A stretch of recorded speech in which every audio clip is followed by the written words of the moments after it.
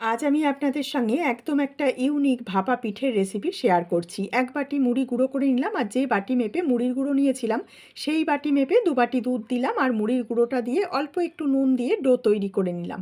ডোটাকে একটা থালার মধ্যে তুলে একটু ঠান্ডা করে নিয়েছি। হালকা গরম অবস্থাতেই ২ চামচ ময়দা দিয়ে ভালো করে মেখে নিতে হবে। আর যাতে হাতে না লেগে যায় তার জন্য একটু ঘি নিয়ে নিলাম, ঘিটা দিয়ে আবারও ভালো করে মেখে নিলাম। এবার এটা থেকে লেচি তৈরি করে নিয়েছি। লেচিগুলো থেকে বাটির শেপ দিয়ে নিলাম। আগে থেকে নারকেলের পুর তৈরি করে রেখেছিলাম। পুরটা ভেতরে দিয়ে মুখটাকে ভালো করে বন্ধ করে নিয়েছি। পিঠেগুলো একটু পাতার মতন করে শেপ দিয়ে নিচ্ছি। এতে দেখতে ভালো লাগবে। সবকটা একই রকমভাবে তৈরি করে নিয়েছি। এবারে একটা জালি থালার মধ্যে ঘি ব্রাশ করে সবকটা সাজিয়ে নিলাম। আর ওদিকে ডেকচিতে জল গরম করেছিলাম, ৭ থেকে ৮ মিনিট স্টিম করেছি। পিঠেগুলো একদম তৈরি হয়ে গেছে। নরম তুলতুলে পুরে ভরা ভাপা পিঠে একদম রেডি। ভিডিও ভালো লাগলে প্লিজ একটা লাইক করে দেবেন।